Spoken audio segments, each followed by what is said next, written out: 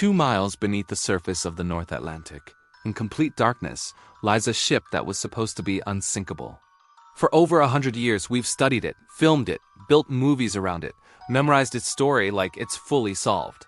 But here's what most people don't know. There's still one piece of the Titanic's final night that experts have never been able to fully agree on. One detail that, if it had gone differently, could have saved over 1,000 lives. And once you hear it, you'll never watch that movie the same way again. Think about the last time something went wrong in your life because of one small decision, a text you didn't send, a turn you didn't take, a warning you brushed off because everything seemed fine in the moment. Most disasters in life don't happen because of one giant mistake.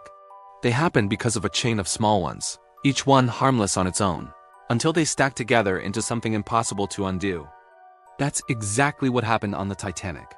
Not one catastrophic failure. A chain of small, human decisions made by ordinary people on an ordinary night that quietly built the conditions for the deadliest maritime disaster the world had ever seen. Here's what most people remember. Titanic hit an iceberg. Titanic sank. End of story. But if you actually study that night hour by hour, the real story is far more unsettling. That night, the ocean was unusually calm, so calm that lookouts later testified there were no waves breaking against the base of icebergs, the usual white foam that normally makes them visible from a distance in the dark. The sea was almost glass flat, which meant the danger ahead was nearly invisible. On top of that, the ship's lookouts, the two men whose entire job was to watch for danger, were working without binoculars that night. Not because they forgot them, but because of a key mix-up earlier in the voyage that meant the binoculars meant for the crow's nest were locked away, inaccessible, the entire trip. So the two men responsible for spotting danger first were staring into the dark Atlantic with nothing but their eyes. Now here's where the tension escalates.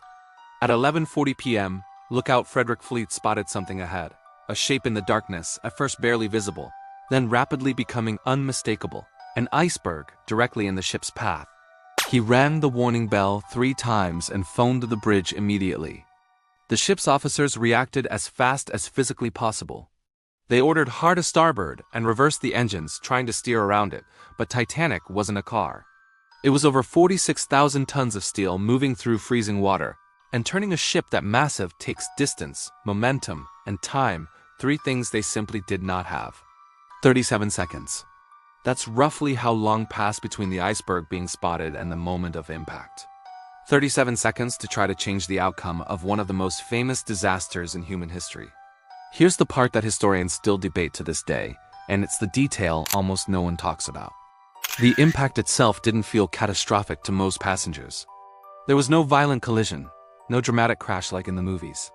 Many people below deck felt only a slight shudder, some barely felt anything at all. Card games continued, conversations continued.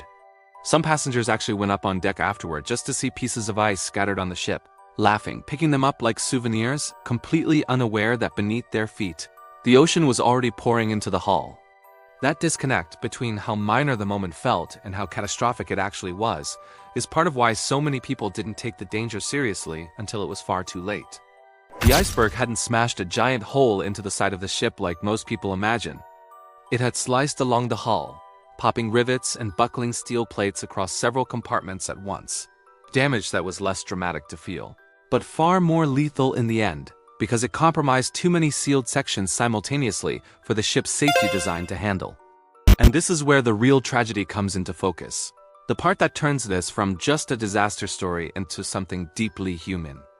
Titanic's builders had designed the ship to survive up to 4 flooded compartments. This is the detail that still unsettles engineers and historians alike. The iceberg damaged 5. Just 1 compartment passed what the ship could handle. 1.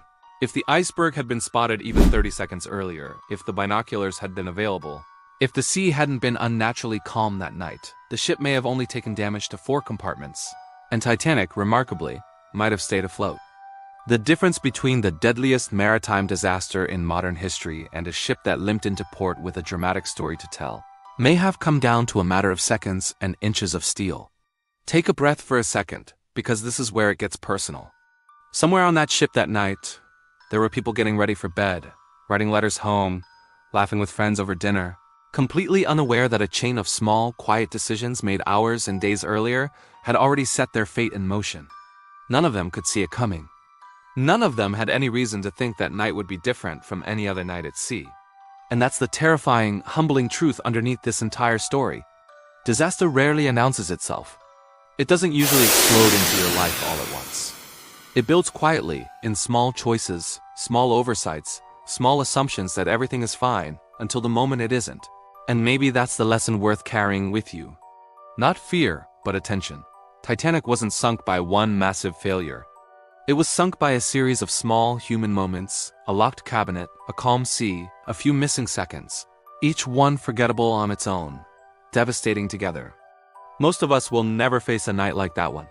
But all of us make small decisions every single day that quietly shape where we end up.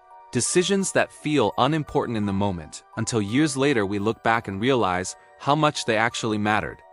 Titanic still lies at the bottom of the ocean today, frozen in time, a reminder that even the things we call unsinkable, unstoppable, unbreakable, are still made of small human choices underneath. If this changed the way you think about that night, subscribe, because next time we uncover another piece of history the world thought it already understood.